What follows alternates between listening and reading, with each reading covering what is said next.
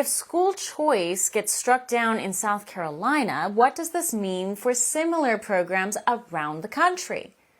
Here to answer that question is South Carolina Attorney General Alan Wilson. General Wilson, thank you for taking the time. It is great to be with you. Thank you for having me on your program. Well, General, before we get started, I know that your father is Congressman Joe Wilson. He was rushed to the hospital the other day, from what I understand. Yeah. How is he doing?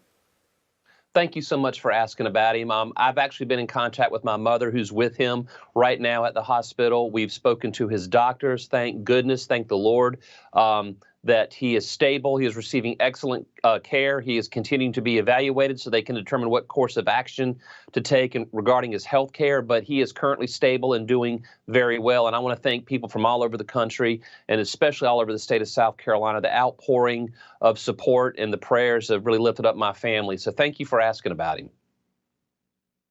Of course. Well, praise God that he is doing well. The miracle of modern medicine is so refreshing, especially in times like this. I was actually able to talk to him. I was able to talk to him the other night and tell him I love him, and he said, I love you. So that was very reassuring to me. Oh, well, I'm glad to hear it. Going to the school choice question that's happening in your backyard, why is the Supreme Court, where are they in this decision? Are they wrong? Are they right? What is your take on it?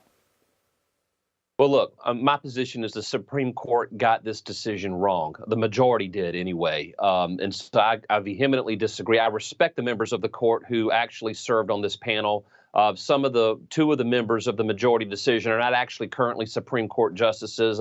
One is an appellate judge who was, acting based on a recusal of another justice, and the other one's the former Chief Justice. So, two of the members of the majority are not members of the active court right now. Not that that matters, but that's currently the makeup of the court. But I do disagree with the majority's decision. I agree with the Chief Justice and Justice Few in their dissent, which is the arguments that we put forth in support of the people who were defending this law. It is my belief that the South Carolina legislature has great authority, plenary authority, to do what is in the best interest of the people of South Carolina, so long as it is not offensive to constitutional prescriptions.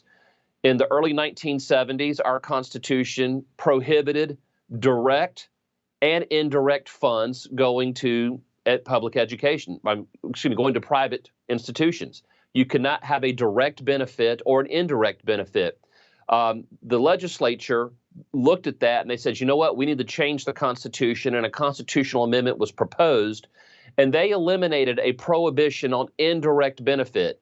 Basically, they say, yeah, we don't want you to directly write a check to a school from the state coffers, but we have no problem with the legislature creating an indirect benefit for people, or rather students, especially poor students, who don't have access to those educational opportunities. You can create a vehicle, which is what this act did, this law did that the governor signed.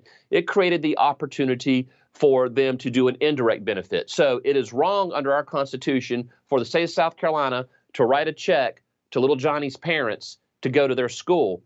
But the state of South Carolina, under our Constitution, can indirectly create a vehicle where state funding goes in a tuition grant to a third-party bank, which goes then to another bank, then goes to support the parents, and they can use that to send little Johnny to a school that can better meet his educational needs. This is something that the court has recognized in previous Supreme Court decisions. And this particular court chose to abandon that, and they basically chose to rewrite the Constitution, in my opinion. Wow, General Wilson. I heard a lot of keywords in there that seem to me this is ripe for actually a U.S. constitutional hearing. This might actually be something that that might be granted certiorari if it were presented. For all our viewers asking where One America News is heading in the future, we would like to introduce you to OAN Live. OAN Live is the best way to stay up to date on all of the hard-hitting, straight-shooting, national and international headlines. And the best part is, OAN Live is only $4.99 per month. All the credible, honest, unbiased reporting One America News offers at a fraction of the cost of cable. Just go to OANN.com to easily sign up for OAN Live and stay informed.